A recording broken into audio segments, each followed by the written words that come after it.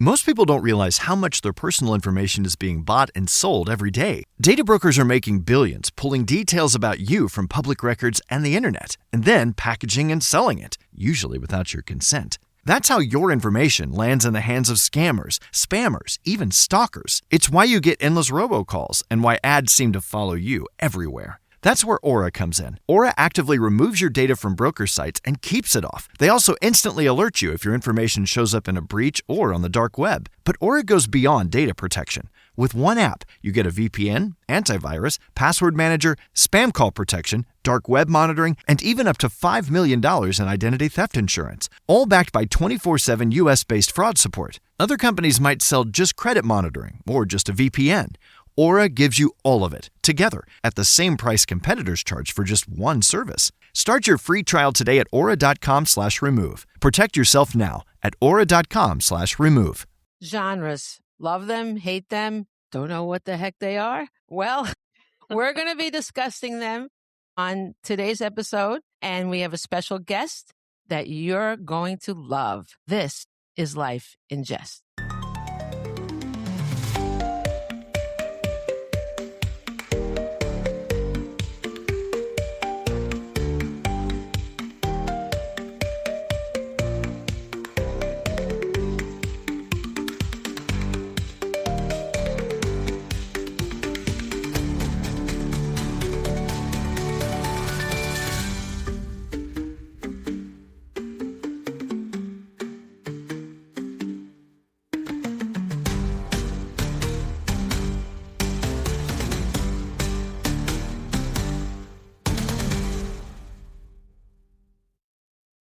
Hey, we're back. Welcome to our very special guest, Gigi Howard, from the amazing podcast that I love, Drinks in the Library. And I don't say I love something unless I do, guys. I love her podcast. Sure. And I actually invited her after I became a fan of her podcast, and I wrote to her and I'm like, hey, we should guest on each other's things. And she was like, okay. I'm like, yay. Yeah. So Gigi, welcome. Thank you. Thank you so much for having me. Yeah, I'm very glad to be here and just chat and have fun. Like we were just discussing, it's like a beautiful sunny day here in my neck of the woods. So just a fun day to chat. You're in Baltimore, right? Richmond, Virginia, a little bit. Hello. Why did I say Baltimore? I knew that too. Sorry. We're pretty close. But I did know that because we had to talk about it. And yeah. And I said I love Richmond. I do like Baltimore too, but I think, well, I'm not going to say what I love everything, guys. You have to be so political. Yeah. But well, I do love Richmond. Yeah. Well, and I know Richmond used to have a reputation of being like a lot of murders happened in Richmond. And I think Baltimore has that as well. It does. It does. Yeah. My husband likes to joke. He moved here before I did, like 17 years ago. And then immediately the crime started going down. I'd say it's actually nice. Pretty, I mean, it's very not nice. perfect, but anyway, he likes to joke that that was because of him. That's very good. He's a crime stopper. Maybe he's a Batman type, you know? I mean, maybe he's been keeping it from me. I have no idea. Well, that's Batman does that. He keeps it all. That's true. Does he slip away sometimes? He does. So maybe he is responsible for getting rid of the crime. I do know why I've been mixing in my head. Pascale and she mentioned going on an Edgar Allan Poe walking tour, right? And Edgar Allan Poe is involved with both Richmond and Baltimore. Richmond, they have that beautiful house. Oh, I love the museum in Richmond. Yes, where he lived. It's the Poe House. It's great.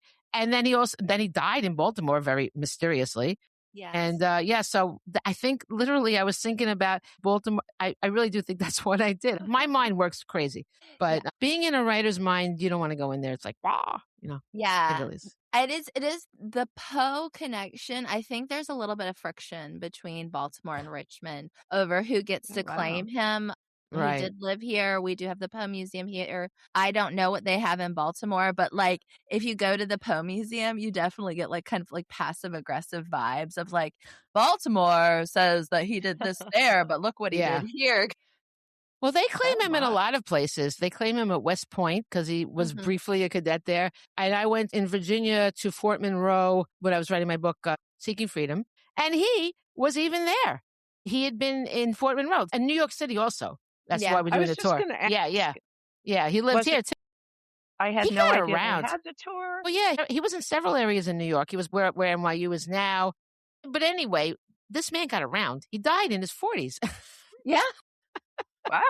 Yes. That's a lot of living. But I love the museum in Richmond, and I bought several things about him there. I have a throw pillow of him. Oh, cute. It starts a lot of conversation in my living room, actually. I have him and I have Shakespeare. So, yes. Yeah. I love similar him. vibes, like some tragedy. I think so. Yeah, for sure.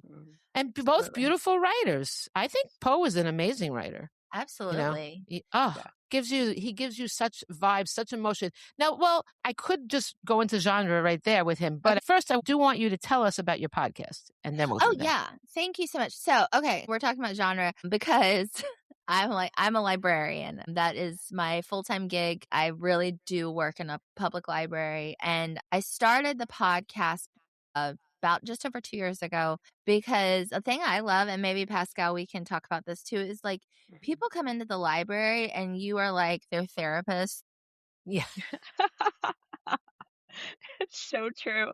Yeah. And so people will tell you everything. And obviously a fun thing that they'll tell you is like about stories they love, books they love. And I've just over the last 15 years have had just amazing conversations. And I find it to be so positive and restorative. And I also think there's a lot of value in stories and finding yourself in stories. And books have been under attack over the last few years with book banning and censorship. So I just wanted to do something in response to that, and also with love and positivity to reading and drinks. Don't forget the drinks. Yeah, so the podcast is called Drinks in the Library, and that's because I invite someone onto the show, and usually in this room into my home, and I give them their favorite drink or a drink that matches with their favorite book, whatever they've chosen. And they get to tell me all about their favorite book, and we have a drink, and it's just a lot of fun. And also, you know, the drinks, thinking about like having coffee or tea or a glass of wine with someone and that connection you share.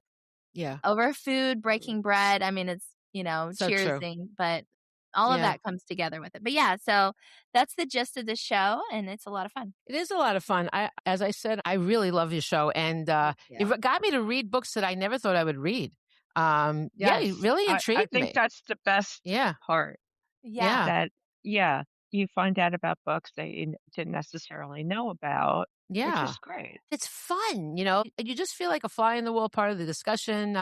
You do a really good job with it. I really enjoy it. Thank you so much. That's really kind. I appreciate it. Yeah. One of our early episodes was Fourth Wing, right? Right at the peak, talking about genre, right? Yes. And and the guest on that is one of my very best friends, and she did a fabulous job talking about it. But she got so into the depth of Rebecca Yarros, the author, and just what a great person she is. And so I had like some of like my more literary fiction friends, or I don't want to call them book snobs, but they listened to the episode and they were like, okay, well now I'm going to read Fourth Wing. See? Yeah. Yeah. That's great. It's true. You get a different perspective. And you have this really great discussion, and it's just so fun. You can't help but get swept into it. Yeah. Thank you so much. And I'm excited to be here with y'all today on your fabulous podcast. And thank you. Let's get back to Edgar Allan Poe. Would we call him genre? I think he started the genre of horror, did he? Horror. No, he didn't start horror because there were other ones. But he did. What did he start? I felt like he started something. Like a mix, maybe? So I'm thinking I have to look this up real quick. But by the way, this is not like academic. We're not experts. Also, I want to clarify, I'm not an expert on genre at all. None of us are. We're just having fun. Yeah, we're just having fun. I thought this would be a fun conversation to have because it is something, because of the podcast, I think about a lot. And so just diving into like little thoughts I've had. So the Cask of Amontillado, what is that story? That is by Poe. Yeah. And yeah, so that's definitely horror. Is it the beginning of horror? I don't know if it's the beginning necessarily, but I think like it's probably. I've read that. I feel like I've heard that somewhere. Well, Could let's just say it. We stand on that Poe created the horror genre. He's the one that really brought the spotlight on it and made people think about it as a style of writing, I think.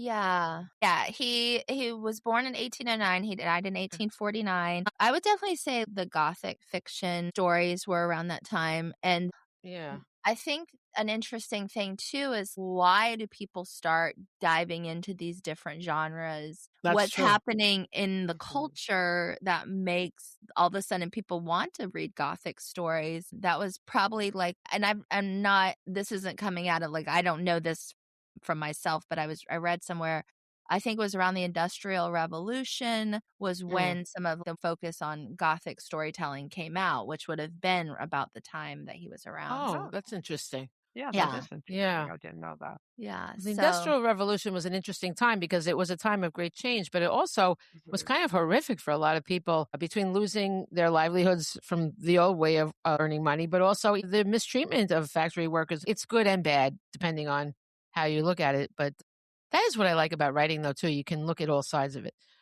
Poe is an interesting guy. He clearly was a messed up guy. He had a lot of things going on and very mysterious. He wasn't drunk when he died. They often say that it was due to alcohol, but he had nothing in his system. So really? I didn't know that. It's a question mark. mystery. It's a question mark. I was listening to y'all's talking about Nancy Guthrie too. Oh, yeah. So yes, he's also a mystery. He is a mystery. That is awful about her. I cannot believe they couldn't find this poor woman. Oh, Yeah, it is. I've always been a big fan of Savannah's, and she's such a nice person. You can't not like her. Yeah, you know? absolutely. I've never heard anyone say a bad word about her. Yeah. I have to be honest, I'm still not super sure who she is. I know, We talked about but I couldn't pick her out of a lineup. I don't know what she looks like. You know, it's so funny. She's attractive, but she's not one of these women that you feel like, whoa. She looks like a really nice woman. And she's been on Today Show for a long time. I don't think I've ever watched the Today Show. That's too funny. I don't know why. I've been thinking about this a lot recently because we would watch the Today Show going back 15, before we had our daughter, right? Before things got busy. And then at some point, I didn't have time to watch this anymore. Right. And so, and I don't know if I ever will again. And it's interesting how that was such a focus on one part of my life. But like, Yes, yeah, it is true. Yeah. Especially once you have kids, it completely changes. Yeah. Yeah. It's true. That's the time. Yeah. But yeah, I guess somebody watches it. I don't know. Somebody's got to be watching. Not us. Wouldn't it be funny if nobody watched any of these shows that are on TV? Like, what's going on? Oh my gosh. I was trying to find something. I cannot remember the story about. So, okay. One thing about, that's very interesting is that he was writing, if he's down in Richmond, Virginia, he's kind of a Southern writer. And I think he wrote for Southern literary criticism. Yeah. And then like the Northern writers, of course, always look down on like the Southern writers. Yeah. And so he was getting into flame wars with other like critics. Oh, really? In the North. I didn't know that. Really? Yes. Oh, wow. Yeah. Which is one of my favorite facts is that they were like writing these like editorials about each other and how each one was horrible. Oh my gosh. Oh my goodness. So that's one of my favorite Poe stories. That's funny. Wow. Wow. Yeah, that's crazy. I don't know. Yeah, well, they can be harsh with each other. Yeah, for sure. Yeah. It's very dog eat dog. Right. You know. Yeah. But I think diving into, let's talk about horror for a second, because that's one that has been really interesting to me with the podcast, because I don't really read horror, or I haven't historically. I get scared very easily. I like. You like horror. Okay, good. Yeah. Okay, so we can talk about it a little bit, because I've learned, let's see what we've covered on the podcast. We did The Haunting of Hill House. We've done Carrie. We've done a few other horrors, and it's just been interesting to learn about because I didn't know this. I always thought horror was just for people who like to be scared. But it's really about taking the sins of our life, of our past that we haven't dealt with and never been paid for, right? And so now you have to acknowledge it. So it's really taking that. Pascale, you're nodding. That's very deep. Wow. I love that. Now I want to write some horror. Yeah. Well, I realized it when we were doing the Carrie episode, because Carrie I listened to that. Okay, yeah, yeah. Well, he's wonderful. Nathan was my guest there, but Carrie is very much about domestic violence and Yes. Yeah. the child being abused by her mother and the town's lack of care or taking care of her. And that was, for me, talking about that and thinking about it was really like kind of turned it on its head. And so, yeah, Oh, Pascal, what do you yeah. think? That's like a big theme in Stephen King's a lot of his books. They're not just horror. I think he gets kind of a bad rap. Some of them really are. But yeah, it's more about relationships, domestic abuse in that one, Yeah. and y- and how people, like you said, the townspeople ignore it. A lot of his books, the townspeople allow it, ignore it. I think that's kind of like real life, which is It sad is. and Yeah. scary. Yeah. Yeah. It is. I mean, I wrote a novel called Melt, and it was about domestic violence. My boxing coach told me his father used to come home and shove a gun down his mother's throat in front of him and his brothers every day. Oh my And God. I know, so I just really wrote what he said. I added stuff to it, but Mhm. I basically wrote his story. And one of his teachers, weirdly, lived across the street from me, and she goes, "Why do you go to that guy?" I don't think he would care if I said his name, but I won't. But I said, "Well, he's great, whatever." She said something bad about him, that he used to beat up people in school, whatever. I told him what she said, and he said, "Yeah, but did she ever think to find out what was wrong?" What happened to me at home, like Uh-huh. he's this happens all the time. It's true. It just gets swept under the rug, and these poor kids, it's just, yeah. So I feel you. How many times do you hear those stories, about a child who's died, and then they talk about people knew Yeah, things it's that were true. happening, but nobody did anything. Yeah. No, it's very sad. But I don't That's know, such a bummer. Sorry. but it is true. But going back to genre though, like I hate to say this, but that Carrie came out a very long time ago, right? I mean, by the Mhm. way, amazing. He almost didn't even write that book, which is an amazing story. Also, he started writing it, he threw it in the garbage, and his wife took it out, and she said, "You've got something here," and he's like, "Nah, I don't, I can't identify with her." Was just going to write it, and she's like, "I'll help you," and he's like, "Yeah, it became something, all right," But I hate to say it, but these things are in these books, but these things then go on. This is what I can't stand. And I guess we have to just keep writing our stories, which I think is very important. But I am bummed out. But this is a totally different subject again, I guess. But I got society. Listen to what's in these books and let's do something about it. Like we have to. It's more that we have to. I have a problem with people that don't delve enough. I don't think anybody purposely ignores anything. It's the same Mhm. thing with a book, though. You can read a book and everybody could have a different reaction. How deeply did you read this book? You know? Right. And so I think it's a great thing that everybody has their own reactions to a book. And that's very important for critical thinking and conversation and everything else. But I just think with some people just don't even take the time to really consider a book and to worry about society because books are like the thing we need to be literate. I hope that people take the time to think about the underlying themes because I mean, Mhm. it's been forever since I read Carrie, and I listened to your episode also, but it's been a long time since I heard that. I think I don't everything kind of blurs for some reason. The one with the robots really struck me. That book with the robots struck me so much because I was like so in shock that I cared about these robots. I was like, whoa! Yes. But Murder bots. yeah, it's Yeah. amazing. And I love Agatha Christie, so the Agatha Christie one was great. Oh, And I yeah. enjoyed this too, but I don't remember this part of so forgive me. So I'm sort of being like what I criticize. But I don't know. To go back to the idea of genres, Mhm. I worry that it's dividing, it's taking away books. I know why we need categories for libraries, where to put the books and this and that. I get it, okay? But I think that if you define a book as this, it's going to stop a lot of other people from reading it. And I worry that things are going to get missed that maybe could have helped people in their lives, like things, just maybe Mhm. someone needed that book and they never got it.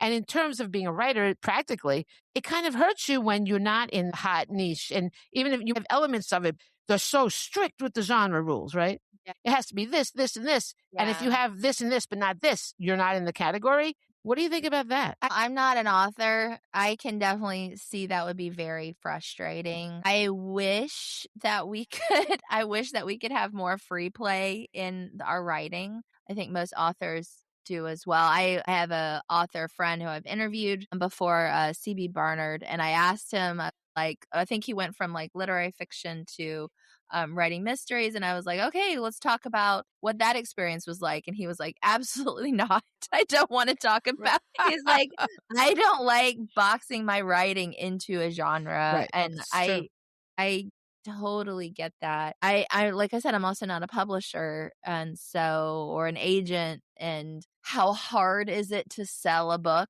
if you don't have it falling into a theme?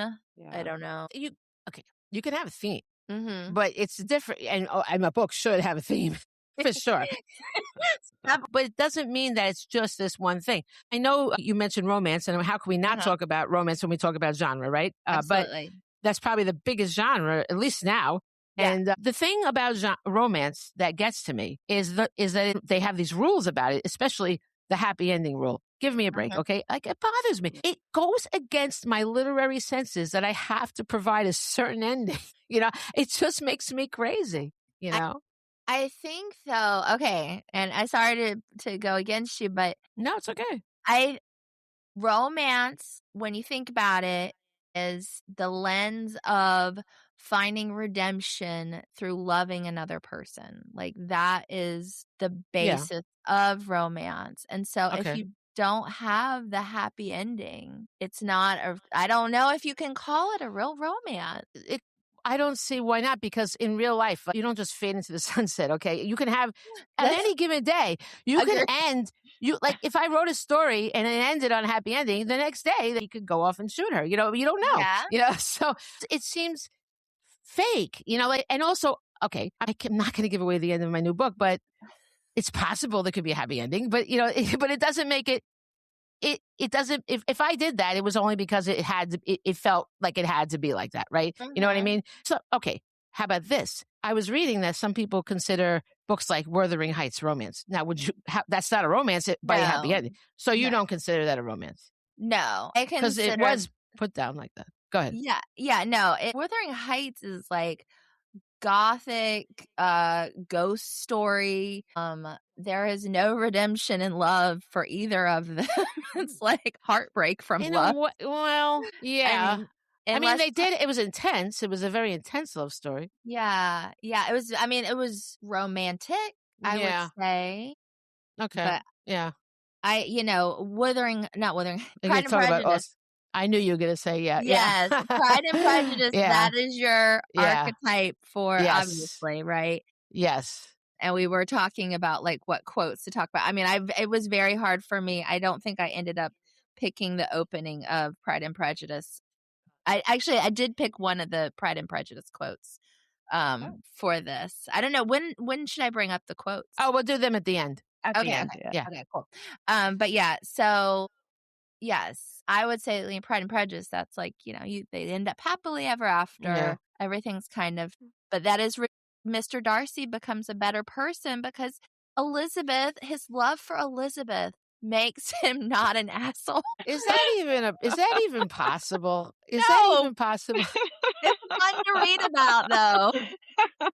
I don't know. Okay.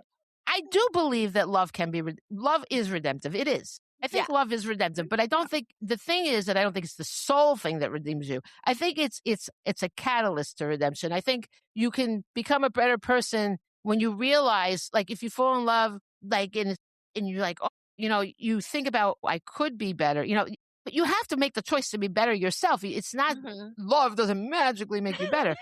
It just doesn't. Okay. And I think the other thing about me is I'm against fantasy, not against it. People can write fantasy all you want, but I'm a reality person. Okay. I want to, that is the major thing about me. Okay. I want to figure out the rules of society as they are. I want my characters to navigate their lives in society and figure out by society's rules. I don't want to make up any like magical things to get them out of it. I don't want to make up anything. I want to go by the real rules. So I put in this case, in the new books, she goes to polyamory, right? Okay. And, she by accident winds up at a polyamory munch. It's like a meetup. And she meets this guy and falls in love, of course. But so she has to figure out the rules is she going to be a part of this thing that's just not her? She's monogamous. So I'm playing with these rules of things that really exist. They're maybe odd. They're not odd anymore. I think everybody knows polyamory. But at the time when I started writing it, everybody was like, what are you even talking about? When I would talk about it on Long Island, they'd be like, what? I don't understand what you're saying. I'm like, many loves, get it? Polyamory. They're like, I don't hear you. Nah. They're very judgmental on Long Island. But now everybody, I think even my neighbors might know it. I'm not sure. I don't speak to them. But for me, I get mad if it's somebody like in Misery when she says when she told him he cheated. Remember, she woke up, she was, even though she was dead and he made her alive again, you cheated. I wouldn't kill anybody over it. I wouldn't kidnap an author, but I wouldn't maim him, but I agree that you can't cheat and you have to find a way around something in the right way. There's writers that are okay with the fantasy and use it. And there are some beautiful fantasy books, don't get me wrong, Fourth Wing. Yeah. I'm not against these books. But for me, when I write, so that's why I have a problem with a genre that's telling me you have to do this. Now, I think you can find a way to make a happily ending after. I'm not even arguing that it's wrong to have a happily ever after. I like a romantic comedy movie a lot, and I do know they're going to wind up together. So there's that. But I do think, why not leave a little mystery like once in a while? Why does it have to be so firm? Because I just don't understand that. Are there no romance novels that don't have a happy ending? I don't know. None I've no read. Idea. It's interesting. Okay. All right. I mean, you definitely can do it. I believe that I think that there is a natural rhythm to storytelling that humans really are attracted to. Sure. And I think that those rhythms are really what people are talking about when they're talking about what kind of genres they like. Okay. And so, when you're talking about romance, I mean, okay, The Way We Were, is that a romance film? Yeah, I think, but I know it doesn't have a happy ending, but to me, but you say no then, right? I don't know. I think yes. At the end, they meet and she pulls his hair back and says, your girl is lovely, Hubble. I mean, I guess that's like a connection, a bow on it a little bit. Yeah, like The Way We Were, right? Looking back. I've never seen that movie. What happened? Memories. It's an old movie. My parents loved it. So that's like. Yeah, I mean, I've heard of it. I have no idea what happened. Yeah. It's a Barbara Streisand, Robert Redford film. I recently made my husband watch. Really? He did not want to. But I've got to agree with him. This is why I haven't seen it. Yeah. It's a story where they fall in love, but she's veilist, right? And so she doesn't like the politics, and then he writes a story. Everything always came easy to him, and that's his symbolism. So they love each other, but they can't be together, and they eventually. It does seem like a romance movie to me. What about the movie Love Story? For the book. It's a book, too. They fall in love, that one either. And she dies of cancer. So not a happy ending, but they love each other. I think it's a romance, but I mean, what do I know? It's called Love Story. I don't know. Yeah. If they die tragically, does that count as a happy ending because they were still together? I don't know. Like, honestly, I think I am leaning towards if it doesn't have a happy ending, it doesn't fall in the romance genre. Okay. Well, let's talk about then women's fiction, right? Mm-hmm. Women's fiction, the difference is that it's about the woman and her journey, not the couple, right? Is that right? But it can still, I mean, because again, I'm talking about my book because that's all I do is talk about on TikTok. My book. I am a TikTok girl. BookTok. Yeah. But so it's a woman's journey, but there's a romance, and it can or cannot have a happy ending since it's not a romance novel, right? Yeah. But what about spice in women's fiction? Okay. Love it. Oh, good.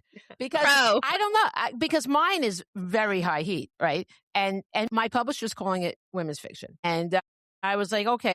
And I agree because I don't write tropes. I think I've made it pretty clear that if something has a trope in my book, it's kind of an accident. I didn't plan for it to be a trope. But you can, tropes do appear because that's part of life, right? Yeah. It just is. Like Second Chance, there's definitely that in the book, right? It's a woman who's divorced and starting over and has a second chance with this guy. And so there is a lot of that. But I get blowback. They're like, no, we don't want spice in women's fiction, but you're saying it's okay. I think it's fine. I mean, like, there's spice in, what is it? There's spice in Game of Thrones. Mm-hmm. Well, you wouldn't call, but that's a fantasy, right? Would you call that a fantasy? What would you call it? That's a fantasy, but like. Yeah, that has a lot of spice. Yeah. Yeah, I'm trying to think if I've read women's fiction that had spice in it though, so I can I know. I think a lot of it is kind of a closed door situation. Yeah. Well, mine's not. Okay. Well, mine is very open. Well, what is the conversation with your publisher like then? Oh, well, I've submitted to them. The name of it's Wild Rose Press, and I was looking in there's a book you can look up about publishers and things of that nature. Mm-hmm. And I was looking for I teach writing too. I was really looking for publishers for my students, but they said they do women's fiction with erotic elements. I'm like, that is the first time I've seen anybody looking for that. Boom, okay. And that's how I found them. But I will say that when I describe it on TikTok, or anything else really, I say it's women's fiction. Even the website is like Love the Ones Women's Fiction. It's called Love the Ones You're With. Someone said to me for the title, Love the Ones You're With as a joke, and I'm like, oh, that's a great title. She's like, I was just kidding. I'm like, you know what? It's the joke that works. So that's how I got the title. It was just a joke, and it tells you what it's about. Basically, But I'm just curious about. Why women's fiction? I mean, okay, 50 Shades of Grey. Okay, that's not a romance because they did not have a happy ending. The first one, the first book did not have a happy ending. The third one does. That doesn't. Wait a minute. That does not. I don't believe that counts. Okay, you can't go through 3 books to get a happy ending. Yeah, that's true. No, you're bringing up a very good point. But I would say, what is 50 Shades of Grey? What's the genre then? I think it's erotica. Really? I don't, because I think they don't. We're really going down all the rabbit holes here. No, but I've never heard anybody really call it that. Yeah. And I'm going to look it up. Yeah, because erotica has such strict rules about it that I don't feel like it's erotica somehow. I don't know. I don't know why I'm saying that, but I've heard people say that it's not erotica, but I don't know why. I don't know. Maybe it was just because it's very, very hard to market erotica broadly. But once the book became popular. I don't know. I would think it is. Okay. According to the internet, it is erotic romance. Dark. Erotic romance. Dark. Okay. Well. So what does that mean? I don't know. Okay. I know a lot about dark romance. She does. I know a lot of that. You know why I know a lot about it? Because I'm on BookTok. And let me tell you, that I think is the number one thing on BookTok. I can't. The thing about BookTok, well, it depends on there's so many people on BookTok. I don't think I've even scratched the surface. There's so many people on BookTok. And it's really hard for me as a type A person in general, because I really want to befriend everybody. And I'm like, I'll just die. And I want to have a conversation with everybody, not just follow them and walk away. And everybody's interesting. But it's like, I will just die here because there's too many, Yeah. But the ones that I've encountered, awful. No, it's fun because it's a great place. Why don't you want to be somewhere where everybody loves books? I mean, I really love. I've fallen in love with it. First, I was very intimidated by it, and I think I might still be. So much. It is a lot. Exhausting. Oh, but they're very cool people. I mean, think about people. A whole universe of people that are so devoted to books. You can't knock that. You can't knock that. But I get annoyed when I fall down like the Instagram rabbit hole. I spend so much time there. I don't BookTok is way hefty. Like Bookstagram, I think they're lovely. I love you, and I'm on Bookstagram, but they seem more about finding followers and engagement and the pretty bookshelves, like a lot of pretty picture. But BookTok, and I'm not saying everybody, because there's been a whole debate on there, like what happened. Apparently, they used to be much more about reviews and things like that, but there still are. Okay. And again, it's all who you come across. But the BookTok is the one that they're so hardcore. I mean, they make careers. My therapist gave me a book, a shadow workbook or something, and it goes, The TikTok Sensation. And then it says over 1 million copies sold. I mean, you can't argue with that, you know? So they are so big on the dark romance. Okay. And I find it, and it's definitely got started by 50 Shades of Grey because it's got that element. Okay. It's got that. Now, 50 Shades of Grey, I don't have a problem with any of that kind of stuff at all. I don't practice that kind of stuff, but I've been privy to it. I've witnessed it. I know a lot of people that are into it. Okay. I don't have a problem with that. But I did have a problem that she portrayed it a little softer than it is. Okay. It's a serious thing. And I thought she portrayed it a little too easygoing for me. Okay. And that is the problem that I'm now having with all these dark romance books, because 50 Shades is like two kittens playing compared to what they're writing now. Okay. Oh. This stuff is so dark. It is brutal. It's abduction, like these very, very abduction, mutilation, rape but they fall in love. And I don't understand. I see descriptions of these books and I'm like, oh my God. I just say, oh, okay. I'm not trying to rain on anybody's parade, but I don't understand why. And someone said that rape victims and people that have been traumatized like this because it feels like they're getting power back because they know in the end it's going to be okay. But I'm not sure if the answer is to fall in love with the person that did that to you. I don't know. I've been a victim of something and I wouldn't want that. But that's me. I'm not trying to judge anybody, but I don't understand the psychology behind it. And it's so prominent. Almost every profile that I see, dark romance, they love. Dark. I mean, it's brutal. It's brutal stuff. Yeah. I would love to go to like a conference or like even a virtual panel of just dark romance authors, like kind of just talking about it and for readers too, because I think I'm the same. I don't know if it's a genre I would naturally be drawn to in the first place. So there's that. But yeah, I'm the same way where I feel like we're so responsive now to sexual trauma. Yeah. After the Me Too movement, everyone is much more enlightened about what you can say and what you shouldn't do and all these things. So it's kind of surprising and I don't quite understand, I guess. I don't understand. And it's all, I mean, all these people that are for these books are women and it's always women, the ones that are being, hurt. Right. I haven't seen it the other way. I mean, I'm sure it probably exists somewhere, but I haven't seen it. But they sound horrific to me. And I couldn't bring myself to read that because I get triggered. They do put the trigger warnings and everything, luckily. And then I couldn't read. I just couldn't read them. I would be so triggered. But I don't know. It really shocks me. Yeah. I don't know. Like I said, I would love to learn more. It's not for me either, but listen, people like what they like. That's true.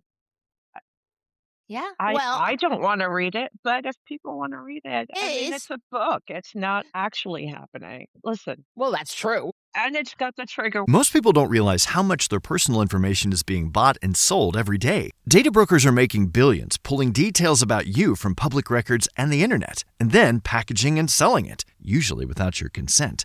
That's how your information lands in the hands of scammers, spammers, even stalkers. It's why you get endless robocalls and why ads seem to follow you everywhere. That's where Aura comes in. Aura actively removes your data from broker sites and keeps it off. They also instantly alert you if your information shows up in a breach or on the dark web. But Aura goes beyond data protection. With one app, you get a VPN, antivirus, password manager, spam call protection, dark web monitoring, and even up to $5 million in identity theft insurance, all backed by 24/7 US-based fraud support. Other companies might sell just credit monitoring or just a VPN. Aura gives you all of it, together, at the same price competitors charge for just one service. Start your free trial today at aura.com/remove. Protect yourself now at aura.com/remove. Warning, so... Well, that's true. I mean, you can't tell people what they like that's true. or what they want to read. Right. No, you're right on all counts on that. An author named Briar Black wrote a blog post about dark romance that's really good. If anybody wants to read that, I always say I'll link it in the notes, but I rarely do. I forget. I just forget. But it's a very good explanation of all these things and there's many different categories within dark romance. Yeah. Really? And many. Yeah. But she says it can feel empowering after trauma. Now again, I only am one person, but I've experienced things I don't want to talk about really, but I wouldn't want this, but I'm not everybody. And maybe, I don't know how that's going to help them, but okay. She said it's processing for readers. So, all right. I mean, what I'm shocked is the amount of people reading them. Like it's just growing and growing and growing. You put your description of what you like in the thing. A lot of people do.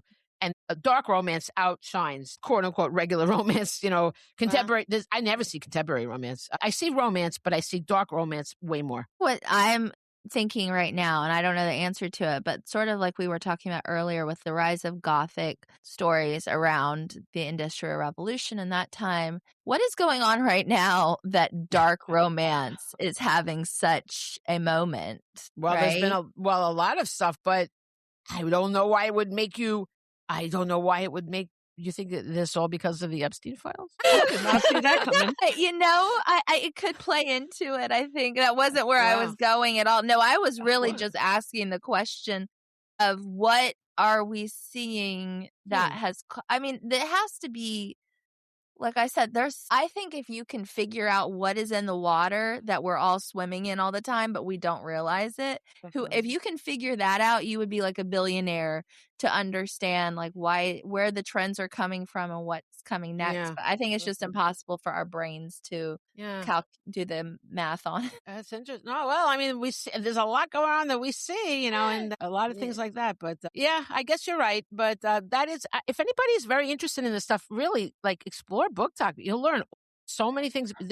I love how you can read about these books and learn about them, whether or not you want to read them. Yeah. People give great reviews, so intense reviews. Really, there's great stuff there for sure. I highly recommend it. But as far as genres go, what other genre did you want to talk about? You want to talk about crime or fantasy or history or anything? Well, I mean, I feel bad because I don't really want to talk about nonfiction.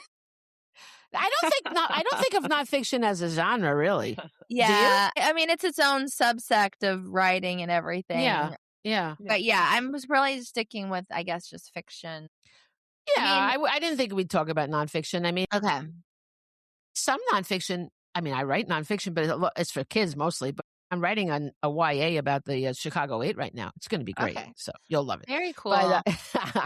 But like Eat, Pray, Love was nonfiction. That was pretty good. Although when you see the movie, it's like, wow, I really appreciate her writing because this movie's boring. Yeah. I have to say that I liked that book too, but then I read her other stuff and no, that was definitely. She's a good writer. Yeah. She's a great writer. She has some very funny lines. I wasn't interested in the other things. No, I didn't love them. I felt bad that they got divorced after that. I don't know. Yeah. See what I mean about happy endings? Yeah. No, I mean, did y'all catch the drama from her latest book of what was going on with that? No. Okay. Somebody told me, but I totally forgot. Refresh me. Okay. So, and for the listener, we're talking about Elizabeth Gilbert, who I'm not coming for her or anything, but the story, I forget her latest book is like Coming to the Water, Meet Me at the Water or something. Her best friend, I think, is diagnosed with terminal cancer and they confess their love to each other. And so she enters into this romantic relationship with her best friend, who's a woman who is a recovering addict. And like I said, she's dying and they have a few happy times, but then the friend decides that, well, I'm dying anyway. Why not start shooting heroin again? Oh my God. And that starts happening. And then Elizabeth Gilbert slowly becomes complicit in helping getting drugs for her friend who's now taking again, but also dying. And with any addict, the bad behavior starts up. And at one point, I think Elizabeth Gilbert considered murdering her. No way. And she wrote about it in the book. I mean, she didn't end up doing it. And then leaves her for a little bit. I think that they were, I think, speaking of romance, I think that they were together when the friend passed. But wow. When that book so it has a happy ending. It's a romance. So when that book came out, and I only read, she put a chapter out last year in a magazine, and I read the chapter and I was like, I don't think this is for me. And then, you go on Threads and people are just blowing her up. So anyway. I don't know. I didn't read it. I will say that takes great courage to admit the things that you did, because she could have just as easily cleaned it up that she was not complicit, right? And just left that out. So I'm going to give her props for that. It takes guts. She knew she'd get attacked for that. I haven't read it, but she's I'm an going honest person. to. I mean, it sounds. You sold me.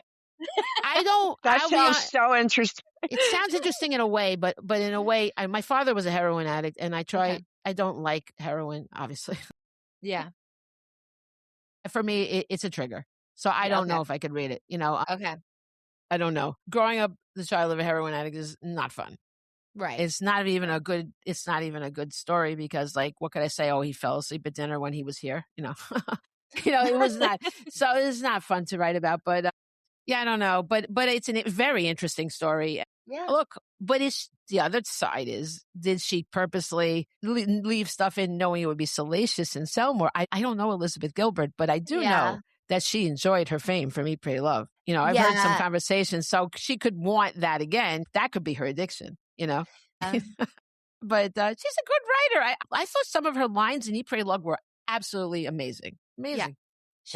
She's a great writer. Yeah. I'm not coming for her at all. I read that. I think my knee-jerk reaction was just because she does do a lot of leadership stuff. And I think, do we need to be having this particular person influencing other people's, That's a good point. Yeah. I was like, maybe we need to take our thought leadership in a different direction. That was my only That's interesting. negative reaction. Did you ever hear that story of hers where she had that kiss with a woman? I think it was Elizabeth Gilbert. Remember she wrote a book about writing? Was it Big Maggot? Yes. Yeah. And in it, she tells a story of another famous writer, and yes, they had this. They met and they had a kiss, and then just like hello, whatever, goodbye, whatever it was. And they had a friend. They established a friendship, and then one day they were on the phone, and they both started telling each other what they were writing. It was like the same thing. Yeah. And they and one of the, but Elizabeth said that's something she never really could have done, and they feel that the idea knew that she wasn't going to do it, and it was exchanged through the kiss into the other writer. Yeah, and that writer, and I believe that. I do too. I am down for that kind of lot. I am that is real. Because I have seen that happen, like the water that we're all swimming in and we don't even realize it. Like our brain waves are influencing each other on ways that we can't even understand. So I am 100% agree. I love that. Yeah. I think that's great. And I love the idea that an idea needs to be written, right? And it's going to find that way. I love that. And having said I'm a realist, I still believe in the magic of the process. That to me is a spiritual experience. I mean, it's like suddenly you have this thing, like where did it come from? That is not something that can be logical at all.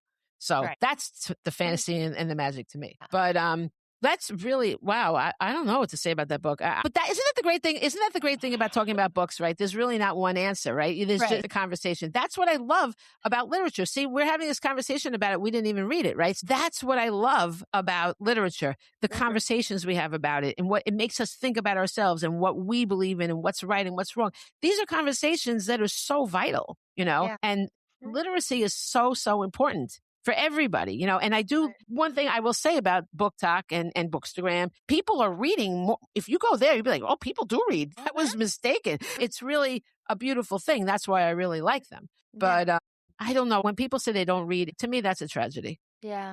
It's a tragedy. It's closing a door for them and to whoever they encounter. It's just, it's like a dead end. Yeah. And we've been talking a long time. So is there any other genre that you want to mention? I wrote down a few. I think we talked about the main ones. You were saying you're doing women's fiction with erotica. You're kind of mixing some genres. And I think that's wonderful. And I think talking about romantasy specifically, which is been the hot thing for a while. Very, yeah. And it is. I just found that out. I didn't know what that was. I was like, what is There was a display at my library. I was like, what even is that? Oh, that's so funny. I had never heard of it. Yeah. Obviously, I understand what it is, but I didn't know that was a thing. Yeah. Oh, yeah, it's huge. Yeah. It's like the Sarah J. Maas and the Rebecca Yarros books. Yeah, all of those books. So I think it's great, like the genre mixing. There's a book I want to read. It's called The Anatomy of Genres. It's by a guy named John Truby, and he talks a lot about genre mixing and how that's a really interesting way for writers to take something and make it fresh. So kudos to you for thinking about that. So then I just started thinking of mixing all kinds of random genres, like a detective story, romance. Who knows?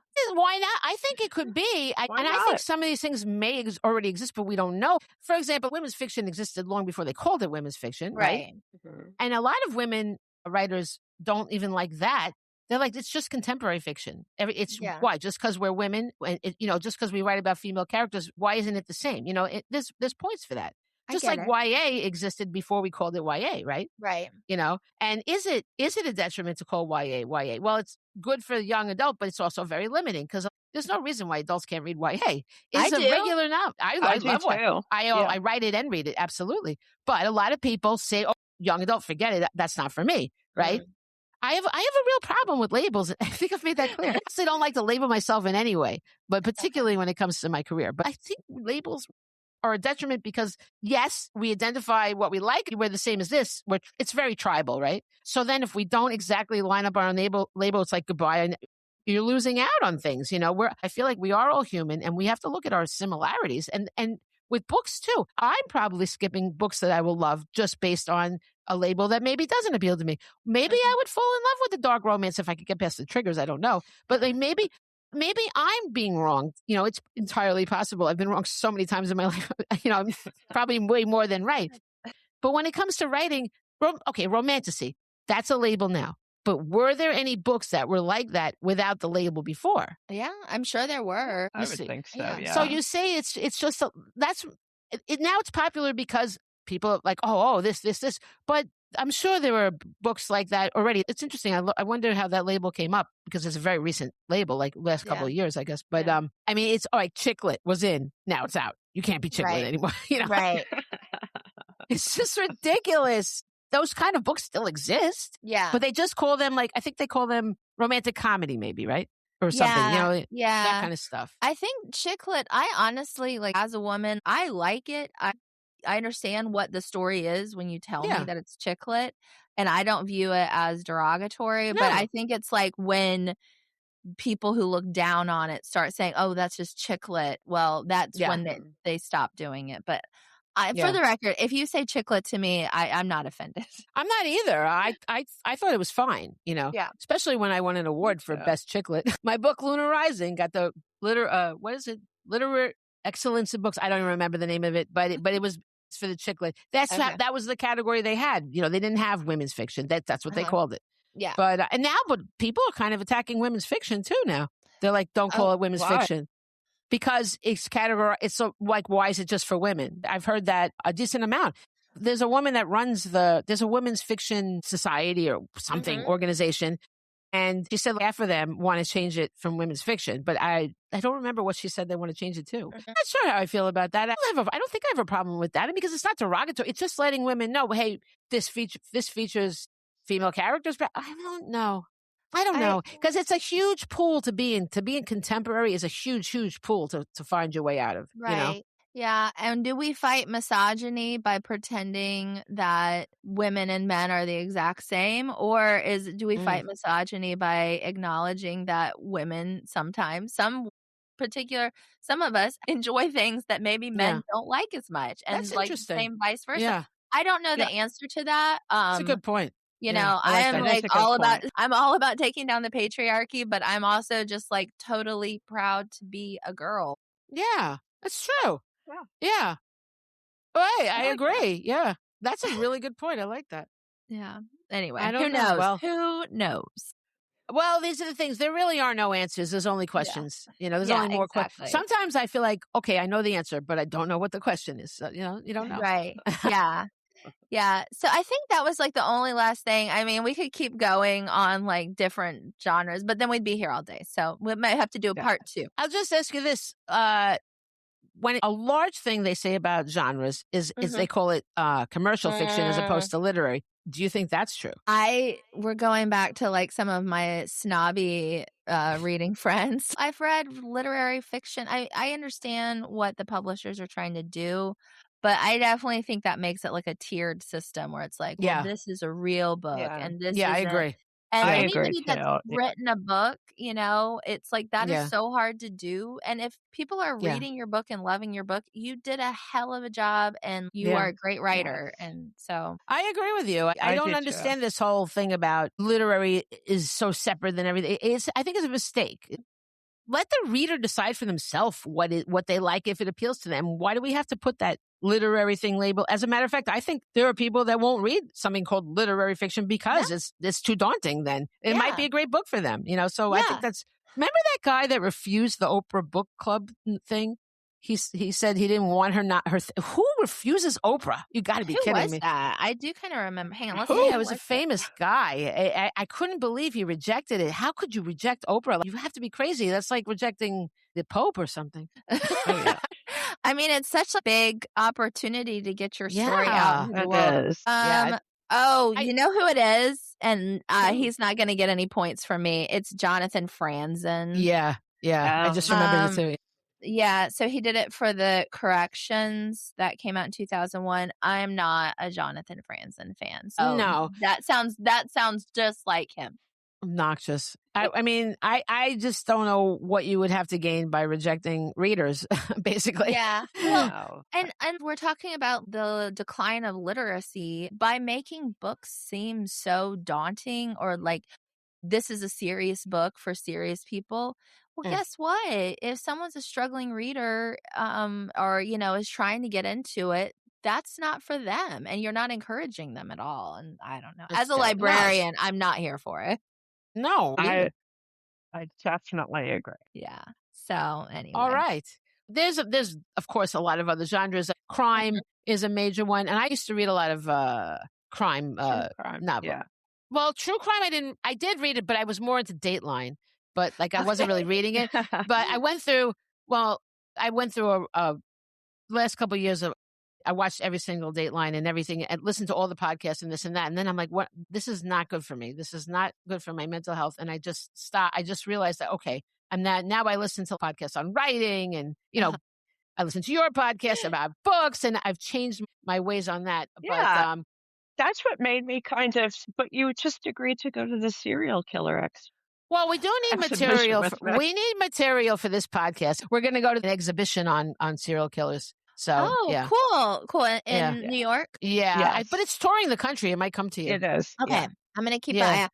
I'm too scared. I was never one of those true crime girlies. Like I've always, like I said, I get scared easily. A home invasion is like my worst nightmare. So I know you're right. I don't listen to those, but I would say 98% of the time it's someone you know. It's usually the husband or the wife, or it's almost always. Yeah. Okay. So there's something to make you feel cozy.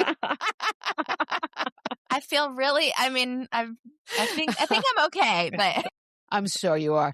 But they never saw it coming though. But but that is the way it is. Like when it's a husband or a wife dead, you can pretty much guarantee that it's going to be the other one that did it. Okay. But there's twists on it, but it's generally someone you know. I don't like the home invasion stuff at all. I really don't like to listen to that. It really doesn't exist much at all compared to the other stuff. Okay. But But I like crime. I used to listen to crime like the serial killer stuff, made up stuff, not real. Like Silence of the Lambs and that kind of stuff. I used to read those books, and then I suddenly couldn't read them anymore. I'm like, I can't do this. I have my kids. I can't even think about this stuff. I'm still haunted by some of the stuff. Remember that movie with Richard Gere? It was a great book too. Remember the Primal Fear? Yes. Did you ever read Primal Fear? Well, it's a movie. It's a movie, but the book. Okay, not super interested. Oh my God, it was a great book. Okay, the movie was okay, but this book, it's about this guy that does this murder, and supposedly he was possessed. Right, the end will blow you away. Just blow you away. The last lines. Did you ever read a book like it's the last line? It's like, oh my God, right? Yeah. That is one of them. That book, Primal Fear, will get you. But then there's a sequel, and it's called, I don't know. I can't remember what it is, but whatever it is, the sequel to Primal Fear, that book. Whoa. That was one of the most incredible books I ever read in my life. Okay. And see, it's a genre book. So now I probably wouldn't read it, because I don't read genres anymore, whatever that means. It's a crime thing, a legal thing, whatever, but it's also about people. Yeah. And the facades we all have, okay? My God. That book blew me away. And they don't even talk about that book because it wasn't a movie like the other one, but you have to read Primal Fear first or it won't make any sense. And then given me a few things to read. Oh my God. Oh my God. And then Philip Margolin, he wrote Gone But Not Forgotten. Did you ever read that? I think I did. You don't read those kind of books. Gone But Not Forgotten is a great, his books are great, but they're extremely upsetting. Okay. Extremely upsetting, but good. Gone But Not Forgotten. It's old, but because I don't read those books anymore, so I can only recommend the old ones. But it's very good. But then he wrote another one. I can't remember.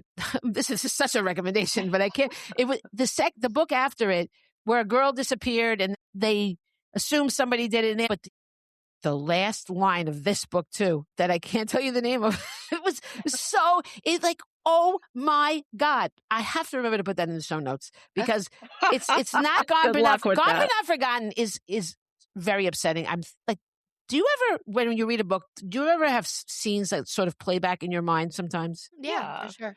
And for that, this one scene is so upsetting. I could see it happen. It's so upsetting because you feel it could happen, right? And it was so dark and so sad. But again, when you think about these books in terms of humanity and what they're saying about the human condition and what people put first, you know.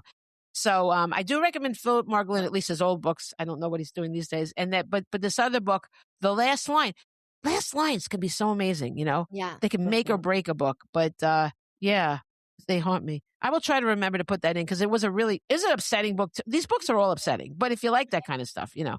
But I used to be so into that stuff. I don't know what happened, but I mean, we change. We realize like I can't take this anymore. It's too real, you know. So, yeah, but, yeah. I'm all about that. I know you are. She loves it. I'm like, did it bother you about that kid? She's like, oh, she had no problem. Listen, because he doesn't exist. It's a story. To me, he exists. I know there's no little boy in the sewer getting his arm ripped off. Oh, it's so upsetting. She's like, no problem. I know. No Well, problem. Pascale, that's a good question. Like, what is it about horror that you love? Well, I think I read all of that true crime, horror, blah, blah, blah, because I am interested in the mask people wear and what goes on behind it. Okay. I find that really interesting. And, you know, Pennywise represents your fears. And I find that stuff very interesting. You know, what scares you? What scares people? Like Selene would never, it disturbs her. It doesn't disturb me. I just find that all very interesting. I actually read it many years ago. I used to read that stuff. I loved Stephen King. But you know what? But I just can't take it anymore. It's also about the relationship between these kids and how they form this little pack and what scares them, and they defeat it together. I think I like his stories because it's a lot of that. It's little groups. They're called the losers. It's kids, you know, the nerds, the people cast aside or bullied or whatever, getting together and forming a little group. That's I cool. like things like that. That is good. That is good. I just can't take when things happen to kids. Yeah. I can't take it. I know, but then you see what these kids are made of. Kids are tougher than but you Georgie, give them you credit know. for. Well, except for Georgie. Yes. Unfortunately for Georgie, you know. R.I.P. Georgie. It's like, didn't you say that you're not sure if he's really dead? Like you said something like because they kind of float. It kind of keeps them in. Oh my God. It's kind of worse than being dead, I think. At least when you're dead, you can hang out. Your soul is out. You know, now you're just trapped. Yeah. Yeah. All right. Well, this has been a really fun conversation, Gigi. Yeah, absolutely. I'm so glad. This has been a blast. Like, I've loved chatting with y'all. I think we've really solved some world issues today. Yeah. Well, I think we've given a lot of people food for thought, and that is an important thing because we've provided absolutely no answers to anything, but that's the beauty of reading.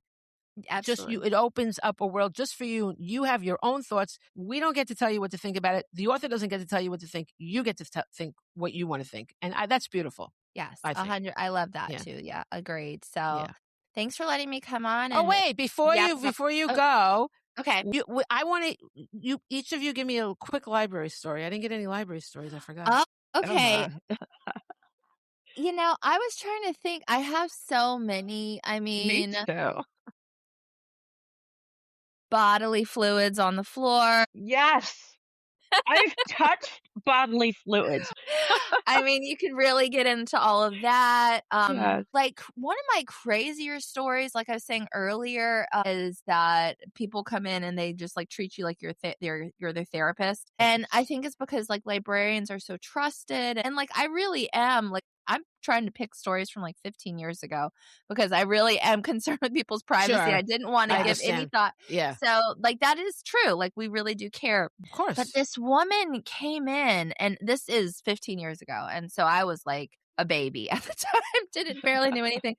And she was like, my boyfriend told me that he's gay. And like she had no idea of anything about homosexual.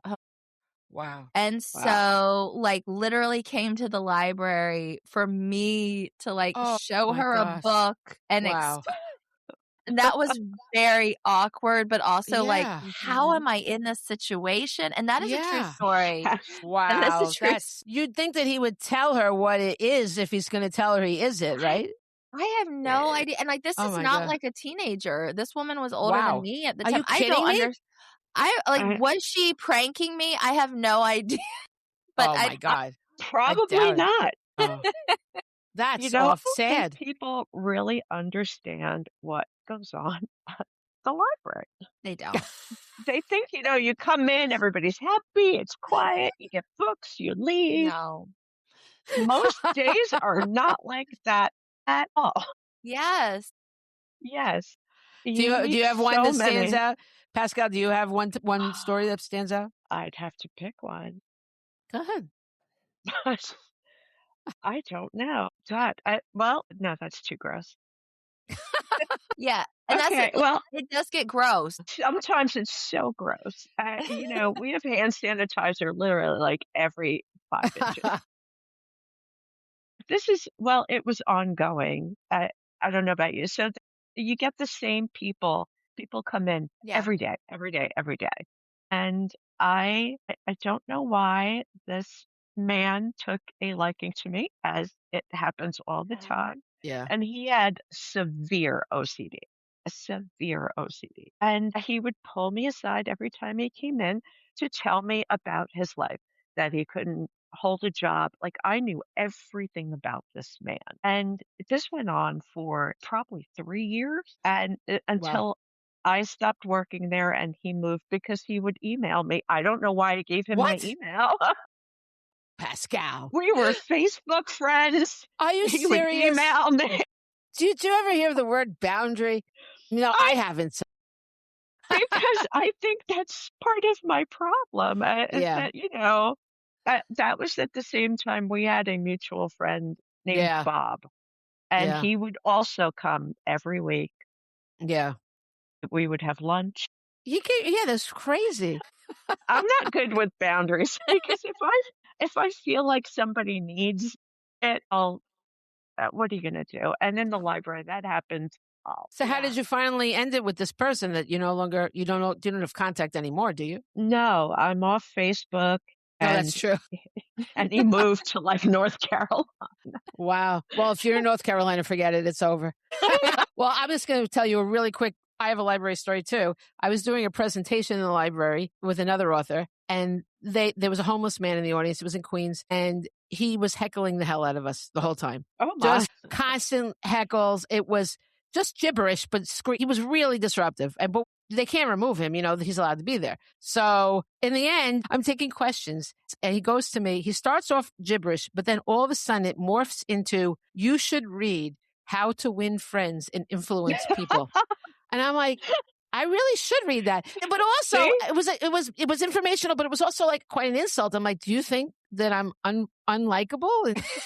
I will morph anything into like some sort of a sad thing for me.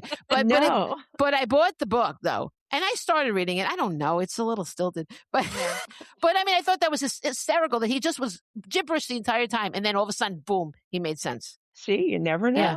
You can learn from anybody. You can learn absolutely from anybody in any situation. That's for sure. Yeah. All right. Well, we've kept you long, but this has been it's flown by. I've had so much fun.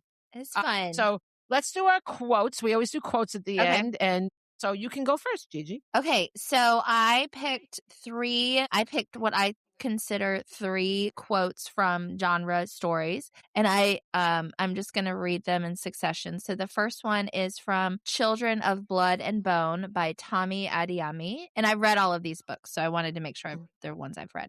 And this is a fantasy story. Courage does not always roar, valor does not always shine. I love that. Yes. So from fantasy, of course, I had to pick for romance. I picked Pride and Prejudice.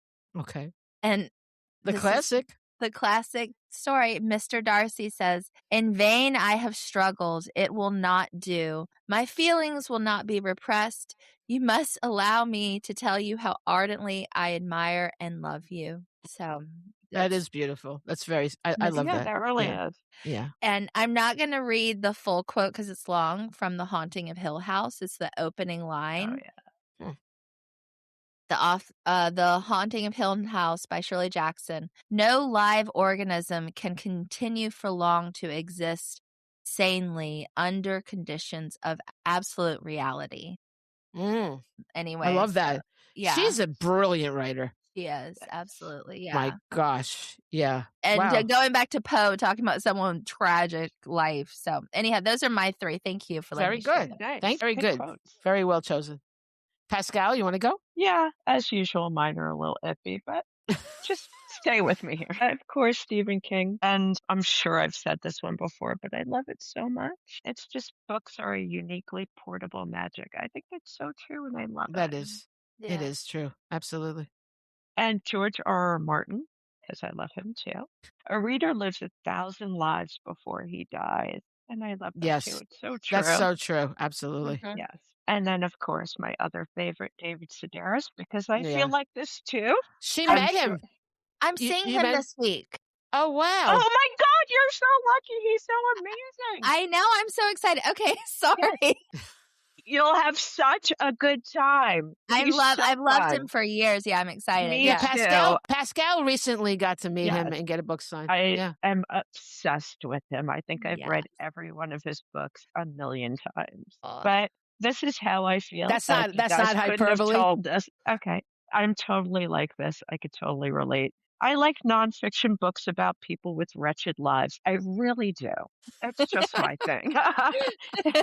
If your life is really, and this is the first time I'm cursing, I want credit for not cursing through this whole thing. Okay. If you live a fucked up life, I want to read it. Well, yeah. So, Gigi, really you like David Sedaris, so that's nonfiction.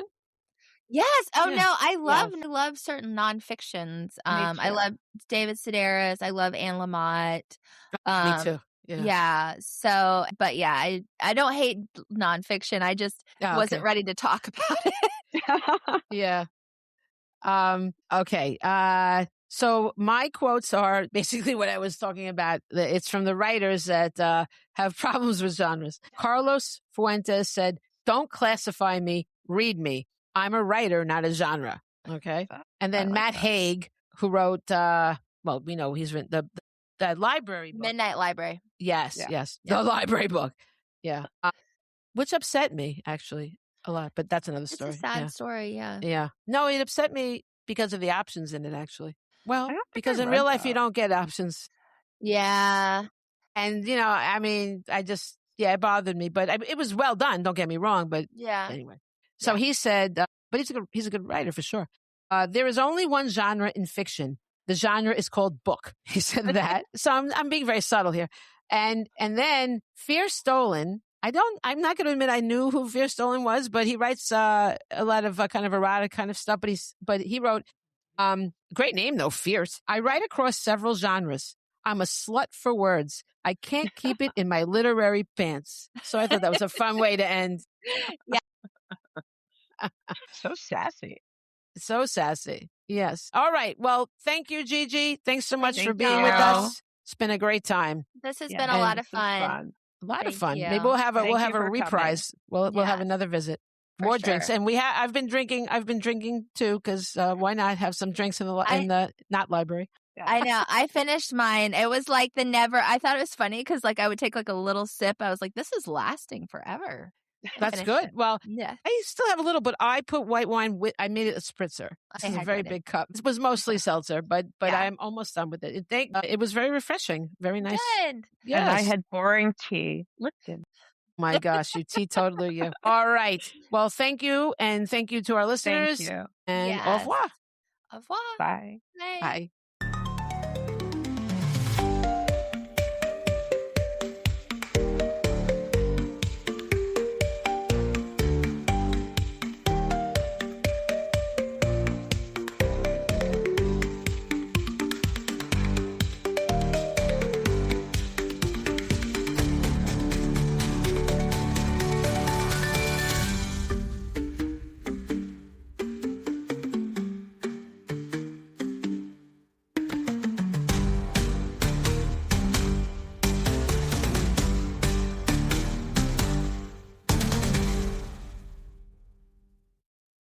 Most people don't realize how much their personal information is being bought and sold every day. Data brokers are making billions, pulling details about you from public records and the internet, and then packaging and selling it, usually without your consent. That's how your information lands in the hands of scammers, spammers, even stalkers. It's why you get endless robocalls and why ads seem to follow you everywhere. That's where Aura comes in. Aura actively removes your data from broker sites and keeps it off. They also instantly alert you if your information shows up in a breach or on the dark web. But Aura goes beyond data protection. With one app, you get a VPN, antivirus, password manager, spam call protection, dark web monitoring, and even up to $5 million in identity theft insurance, all backed by 24/7 US-based fraud support. Other companies might sell just credit monitoring or just a VPN.